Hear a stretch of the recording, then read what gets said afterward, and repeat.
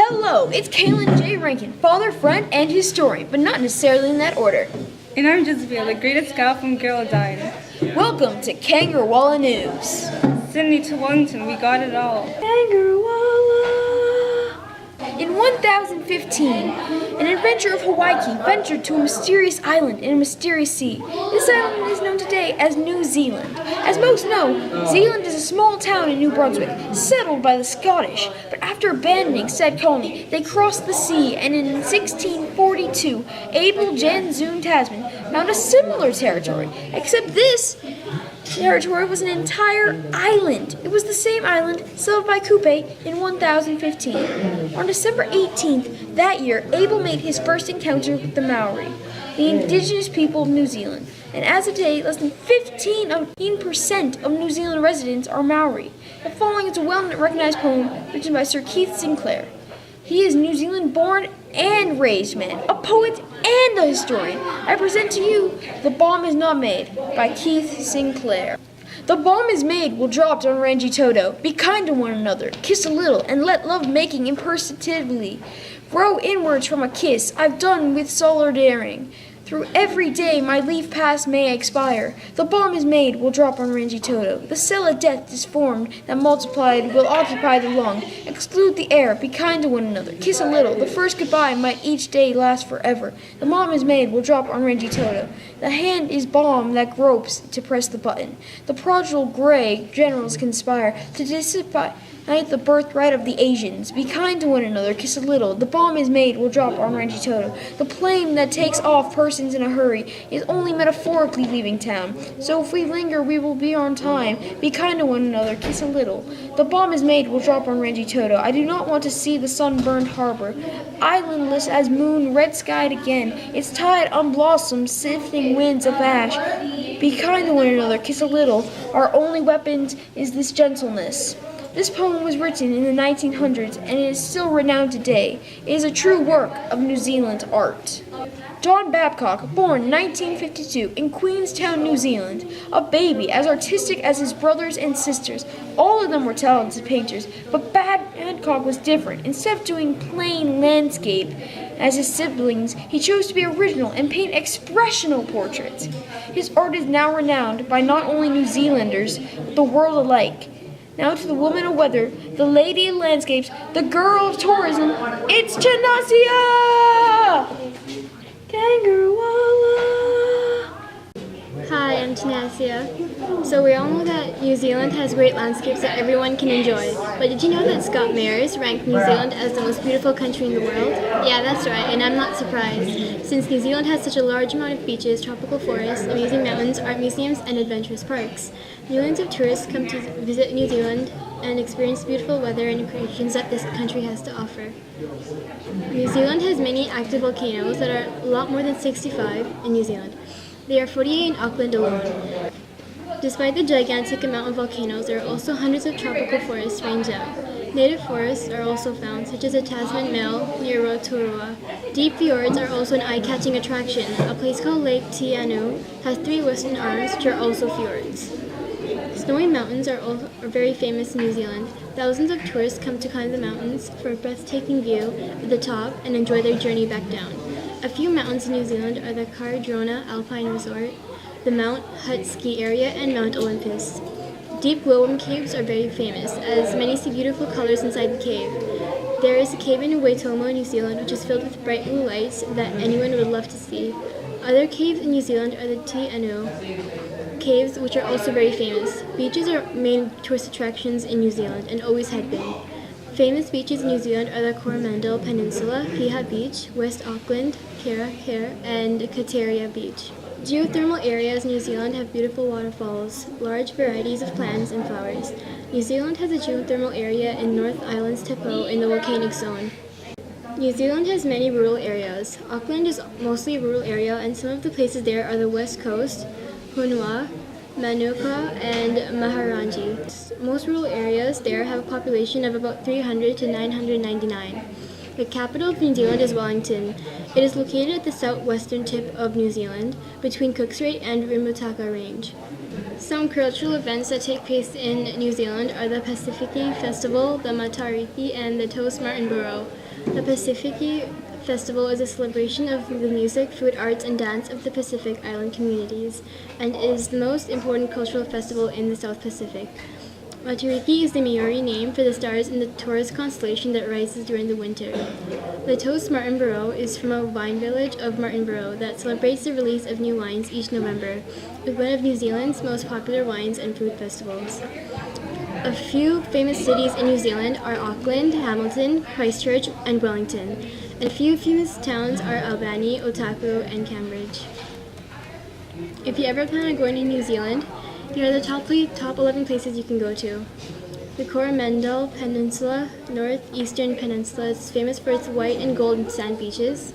Sky Tower, tallest freestanding structure in the southern hemisphere. Napier Atako, located in the smallest city in New Zealand. Kayerko, a small coastal town. Franz Josef Glacier, located in the southeast and is mainly for hiking. Rotorua is known as Thermal Wonderland of New Zealand. The Tongariro National Park includes active volcanoes and shows eruptions from years ago. Bay of Islands, the area contains 144 islands. Milford Sound, a coastal scenery with its beautiful peaks and dark blue waters. Argitoto Island, volcanic island in the Hauraki Gulf of New Zealand. And now for a poem. The NZ Bush. The forest spoke with secret sound, a whispered hush, both still and clear, communion and peace around, that those more unfamiliar fear, a studded mist, cold and languid air, and hear sweet voices far and near, low asking me to join in prayer. The trunks of Tatora towered forth, with hinua, mangio, nikau, and pines. I turned each way, then faced the north, surrounded by a mass of vines. A Morpor joined us in our prayer, with stronger voice but fewer lines. We spoke for all the creatures there. I quite forgot about time and space. No urgence came to my mind. Peace member of my race, I prayed for others of my kind. Too busy, most of them to see, with profiteering on their mind, to be at one with forestry. I quite forgot about time and space. No urgence came to my mind.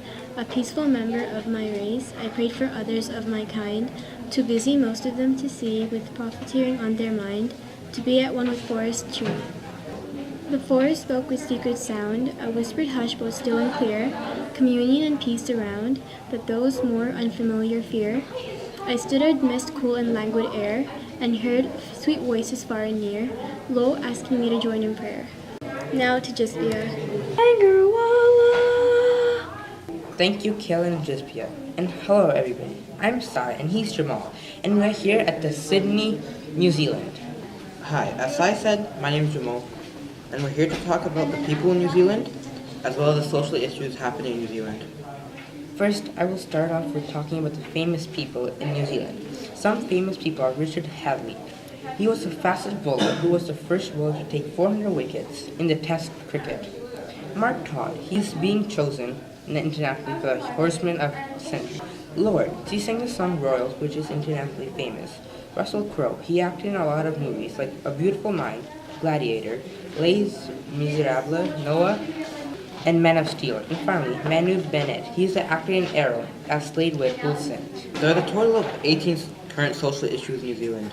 9 of those social issues include government, so politicians, leadership, and also government spending.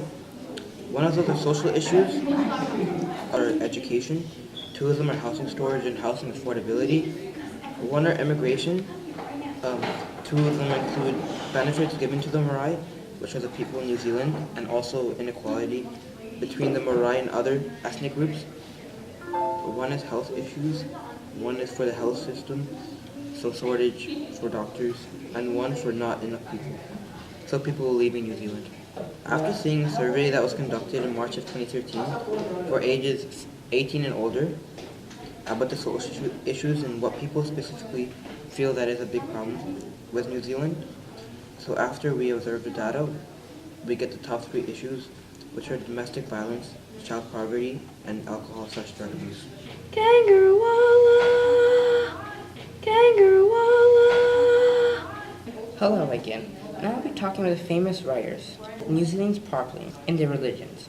Some famous writers are Andriana Kennaway. She's an illustrator and writer of picture books. She won the Kate Greenaway Medal at 1987. She was born in 1945 at Oceania, New Zealand. Eric Commodore Alan Christopher is a New Zealand Spitfire pilot in the Battle of Britain and author of 9 Lives. He was born on 1917 from Oceania, Greater Auckland.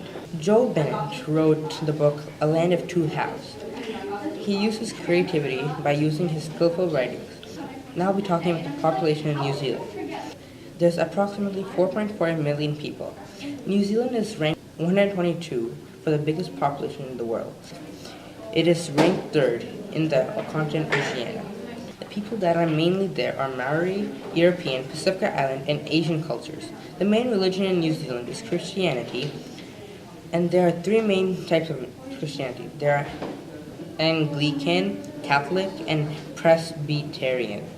But there were some changes in the few past months about religion, because some people are becoming non-religious. Now I'll give you Jamal, who will talk more about social issues. So as I said, there are 3 top issues that I'll be talking about.